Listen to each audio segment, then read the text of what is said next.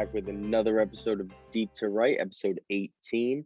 It's on YouTube, Apple Podcasts, Spotify. I'm here with John today. How you doing, John?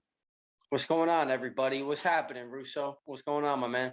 Hey, we chilling. Ready to talk some baseball. We got a lot of news and notes, injuries for the playoffs. We got studs and duds. And then wait for next week. We'll break down the playoffs. That's going to be coming up. We'll be locked in on Wednesday. So we'll be dropping an episode Wednesday morning. So stay tuned for that. But we got a lot of news and notes to jump into. So let's get started, John. Yeah, man, we're in the thick of it. So let's get into, we got a couple news dropping. Frank Thomas, the big hurt, just purchased the Field of Dreams site in the field. It's awesome to get some baseball royalty, get them to purchase the site. Let's get some more baseball there. I, for one, love the Field of Dreams game this year. I know we got, was it the Reds and I forgot. I can't believe I'm forgetting the game. I know it's the Reds and somebody else next year. Let's keep that tradition going. Let's make something of that. Marcus Semien on the 1 year, $18 million prove it contract just broke the all-time record for home runs for second baseman season, 44. Good for him. Congratulations. Yeah, man. Congratulations deserved. He might be the highest paid free agent coming out of this offseason. So excited to see where he lands, if he'll stick in Toronto. And I'm excited for him to get that bag. I've always loved Marcus Semien. Yeah, speaking of home run records, we're right in the middle of it. We got a couple more that might break this year.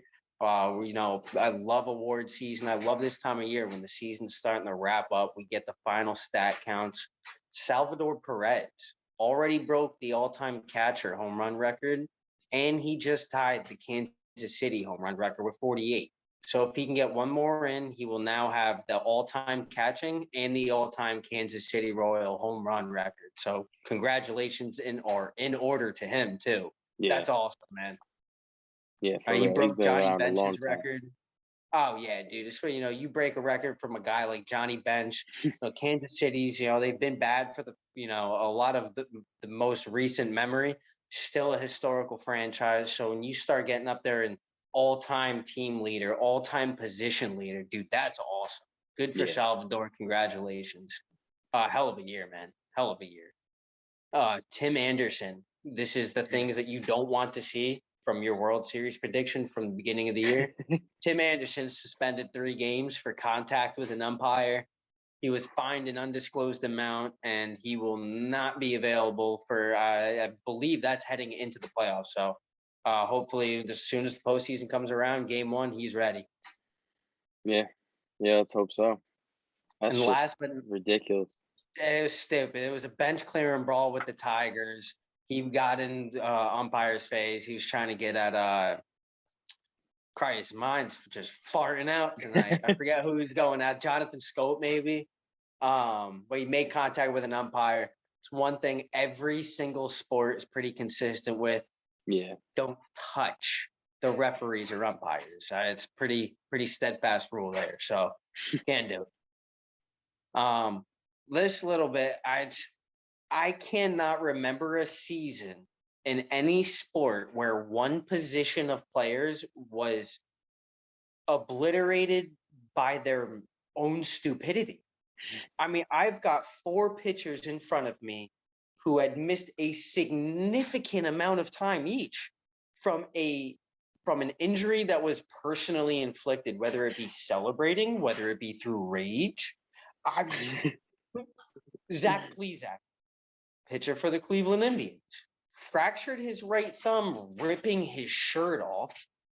Huascar Noah, he hit a grand slam. He almost pitched. He did pitch a complete game no-hitter. I believe he was one of the no-hitter. If not, it was a complete game shutout. On fire, he punches a bench in the dugout after a shit inning. Jesus Luzardo, this is my favorite, fractured his pinky by, and I quote, Nick, and I quote, bumping into a table while playing video games. We are talking about grown men. Well, I don't even. Give me a break. I don't even understand how you could do that. You tell me. I mean, that's what I'm saying. Yeah, I'm not fracturing pinkies out here. Come on. Come on, man. He had to have slammed his hand or something. Playing video That's games. a cover up if I've ever heard one. That's like the raccoon thing out of Queens. I mean, come on. This you don't bump listen, your man. hand playing video games. I'm pretty sure the dude was playing the show. I mean, like calm down. Like you're in the real show. Like they need you out there. You're actually the show. Like you are the show. The show. So let's just cool it, all right? With the friggin' 10-man. The latest in what do we want to call it? The Real Housewives of Major League Baseball. That is the pitching position. Devin Williams, the incredible reliever closer for the Milwaukee Brewers, punches a wall in celebration that the Brewers clinched the division. So you're telling me coming into the postseason that your team clinches, you know they need you as that team's closer. Josh Hader and Devin Williams is the best back two, along with what Chicago has going on. Yeah. You're gonna put the team and yourself at risk and at harm by doing something. So I get it. It's a time of high emotion. It's a time of high celebration. You cannot. And why is it always with their throwing hands? Every single one of these guys is with their throwing hand. I know. It's ridiculous. You can't do it. You can't do it. Like that's the thing. Do it. As a pitcher too. I mean, you need your hand, dog. You need your throwing hand. It's as simple as that. Need it. I mean, that's kind of crucial to the whole pitching part, Especially coming into the off. Like, what are we doing? Yeah. That's it. Yeah, for they me. might have to. They might have to be featured on my Stop That show coming up this week. I want all four of them on Stop That this week. I want all four of them. Give me every pitcher in the MLB. Enough with the dramatics. If you're gonna punch something, punch it with your non-throwing hand. Okay. Yeah, please do something else. But you good for news and notes? Yeah, that'll wrap that up. We can move. You got injuries too? Yeah, man. You ready to kick off some injuries? We got a couple for some playoff teams. To kick it off, Zach Greinke should be good for the postseason. He may pitch out of the bullpen come October, so I think that's a little interesting idea out of Houston. We'll see what's going on with Zach. They have so many starters who are performing above average right now. I mean, you can't move guys like Lance McCullers, Jose Urquidy when they've been pitching as well as they have. So I'm interested to see what goes on over there. We talked about Devin Williams already, that absolute clown, and Luke Voit and Joey Gallo, two of the Yankee sluggers. Joey Gallo was hit in the forearm. He was hit by a pitch the other night. X-rays and CAT scan came back negative. Everything was clean. Good for Joey. Luke limped off the field with a sore knee the other night, same knee that he had the surgery in. He's going on the 10-day IL. So hopefully, Yankees keep rocking and we see him again this season. Yeah, for sure. Well, I'll let you know now. They definitely won't be featured on our studs and duds list, which we will now move into. But moving into the studs of the week. My first one, I think we both agree on this. Giancarlo Stanton. 11 hits, 27 at-bats. Yep, 5 home runs, 16 RBIs, batting .407, OBP .433, slugging 1.037. The guy's on fire, dude. Those 5 home runs are rote. I'm pretty sure his average exit velo on those is around 117. I mean, he is crushing these balls right now. Yep. What you got? Number one on my list is a player who was very key to that Cardinals 17 win streak, Harrison Bader, dude.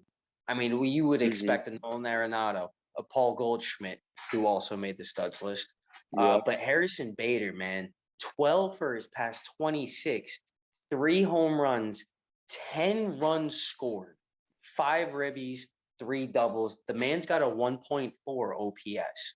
Harry, let's go. And he's going to win a Gold Glove this year. I mean, his fielding has been impeccable. I love that man. I love Harrison Bader. He's so much fun to watch. Yeah, for sure. My number 2.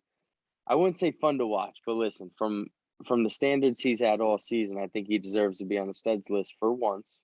Francisco Lindor, he's had He's been 6 hits in the last 26 at bats, which is okay. 2 home runs, 3 runs, 6 RBIs, batting .231, which is up from what we've talked about all season. And his OBP is .310, so it's definitely gotten better. I think he deserves some credit. Absolutely. I mean, we've been harsh on him. I mean, Yeah, I'm going to talk about this New York Mets collapse all season long. They yeah, set the record for consecutive days in first place in the division and failing to end the season above 500. They were in first for 140 days or something. It's yeah. what It was they bad. managed to do this season is a hair short of incredible. Steve Cohen, I hope he goes in there and slaps the living shit out of Javi Baez and Francisco Lindor and Pete Alonso. Goes, you guys need to fall up in here. Yeah, What they did, it's shameful, it's a shameful. joke. Yeah, it's Yeah, rough. yeah. Number 2 on my list, guy that we've already talked about was Giancarlo Stanton. The dude was like we already said, the dude just roping Yeah, and line drive home run after line drive home run. I mean, you already went over the stats. I'm not going to harp on him, but I love what Giancarlo's doing right now. yeah. That's why I made the list twice, basically. Dude, he made the list so nice. He had to be on it twice. Yeah, Uh, yeah, number 3 on my list is Mitch Haniger of the Seattle yep, Mariners.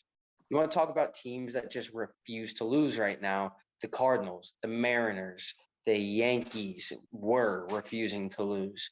But the Mariners are only a half a game out of this wild card right yeah. now. We still have the potential for a 4-way tie. It could get crazy. What we're in for the next couple of days is so exciting, so Yeah, exciting. yeah. Definitely looking forward to it. Sorry, I got all sidetracked. I'm just all excited for these next couple of days. You're Mitch good. You're Haniger, good. 8 for his last 28, 4 home runs, 7 ribbies. I'm sorry. 4 home runs, 7 runs scored, 11 ribbies, 1.05 OPS, plus a walk-off the other night. Mitch Haniger is just keep it rolling. Yep. When your team needs you and you're there to answer that call, and that's why they're 9-1 in their last 10. Yeah, 100%. And my last one, which we both agreed on again, was Paul Goldschmidt. 14 hits and 28 at bats, 5 home runs, 11 RBIs. I'm sorry, 5 home runs, 10 RBIs, batting .500, OBP .563, slugging 1.1443. I mean, that's the reason they're making the playoffs. I am Huge. so proud, and I'm so happy to be a St. Louis Cardinals fan. What this team has done the past 2.5, 3 weeks is, I mean, we'll be talking about it for years. For years, what they've done is incredible. When they needed the high-profile players, they came and answered the bell. When you needed your fill-in, your not so everyday players, your Edmundo Sosa's, who's almost become an everyday player, your Andrew Kisner's. Yachty needs a break. Let's get this younger catcher in form. Give him a day here and there. Adam Wainwright. I mean, what this team has done. Adam Wainwright at 40 years old should finish top 3 Cy Young. It's what he's doing. What this team has done is awesome. I love it. I'm so proud to be a St. Louis fan as always. I mean, just props to them. Yeah. You wrapped it up real nice there. But unfortunately, it goes from nice to bad as we move into the duds of the week. So to kick it off, mine's Vlad Guerrero, which he's been not good when you try and make the playoffs here for the Blue Jays. I mean, 5 hits and 27 at bats, 0 home runs, 0 RBIs, batting .185, OBP .267.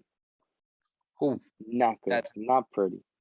you need, like we were just talking, when your teammate needs you, you gotta step that up in the most clutch of times. Yep. Speaking of not stepping up in the clutchest of times, Chris Bryant. San Francisco Giants trying to lock up that division. They don't want to play that 1-game wild card. You want that bye week, or you want the couple days rest. Chris Bryant's 3 for his last 21, no home runs, only 2 RBIs, 1 walk to 4 strikeouts, only has a .351 OPS. Yeah, it's not cutting it there. Gotta step it up. Gotta step it up. Yeah. Yeah, my number two, and it's staying in that routine of the playoff teams looking to make it. Josh Harrison, 2 hits, 27 at bats, 0 home runs, 1 RBI, batting .074, OBP of .138. I could get a couple more hits in that. Let me. It's rough. Oh, That's some solid form right there. That's some solid form. like that Gary Sheffield, huh? Yes, sir. God, dude. Yeah, I like. I feel like we've harped on this a couple times this year. I get baseball such a streaky sport. You can't have a 0.74 batting average over a week span. You got to have at least a couple hits. Yeah, definitely. My last dud of the week is not from a playoff team, but he is a huge reason why this team collapsed and why this team will not be in the postseason in October. That's Fernando Tatis and the San Diego Padres. This is the second or third time in the past month that he's made the dud list. He's 3 for his past 20, 1 home run. That home run was a solo shot. That's his 1 RBI, 4 walks to 11 strikeouts. Damn. That San Diego team might be one of the most disappointing seasons in sports Now, in recent sports memory. now So you're gonna say I something? assume, yeah, I mean, obviously because we're on the East Coast, we're gonna harp on the Mets more because we see that. But man, the Padres collapse might be just as bad. I would say the Mets collapse was worse. The San Diego Padres is more disappointing of a season. I like that. I would say that's a worse collapse by the Mets solely Because because they spent yeah, 3/4 of the year in first place, and Yeah. the only time they didn't is when you need it. And that you're right. I mean, it's not that far off of a collapse considering they're going to end the season 10 games below 500. I mean, holy Yeah. shit. I mean, I've never seen that before where a team is in first. That's like I can't. There's nothing to compare it to. I don't know what it's. No, yeah, There's I nothing agree. like. But the San Diego Padres, with the amount of money they spent in the offseason, with the amount of moves they made, with the big name, high risk players they brought in, everybody made fun of the Tampa Bay Rays for not doing anything, for letting go of Blake Snell, for not bringing anybody in to replace the pitchers that they lost, and the Charlie Mortons and the Blake Snells of the world. I see one team as back-to-back AL East champs, and I see another that's not making the playoffs. So I think it's funny how that works sometimes. I mean, you don't need necessarily all the high-name, high-money guys. You need the Brett Phillips of the world. So it's the way it works, Bobby. Yeah, that's how it goes. And you can catch more of that on our Wednesday morning show. We'll be dropping it for the playoff preview. That'll be on. Tune back in. Yes, sir. On our YouTube, Apple Podcasts, Spotify, on Russo's Playbook. And we'll wrap up this show right there. Like I just said, catch it on YouTube, Apple Podcasts, Spotify, Russo'sPlaybook.com, at Johnny Two Bats on Twitter, at Russo's Playbook on Twitter. And catch y'all next week.